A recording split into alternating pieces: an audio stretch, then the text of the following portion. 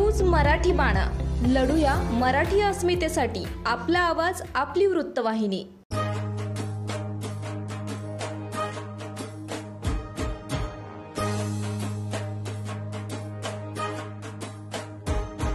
रे अंधारी यारा तू जगमगती चमकी है.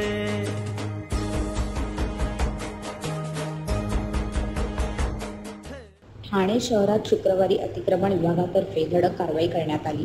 गोल्डन डाईज नाक्याकडून भिवंडीकडे जाणाऱ्या बायपास रस्त्यालगत असलेल्या अनधिकृत लोखंडी पत्र्याची दुकाने तसेच टपऱ्यांवर ही कारवाई झाली.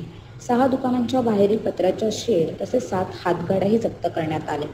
माझिवडा गोल्डन डाईज नाक्यावरून भिवंडीकडे जाणाऱ्या रस्त्यावर यामुळे मोठ्या प्रमाणात ट्रॅफिक होत होती.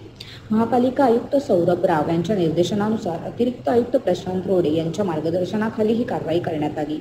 यावेळी दिनेश तायडे, सहाय्यक आयुक्त अलका खैरे, आपत्ती व्यवस्थापन अधिकारी यासीन तडवी यांच्यासह परिमंडळ अधिकारी, कर्मचारी, अतिक्रमण विभागाचे कर्मचारी देखील उपस्थित होते.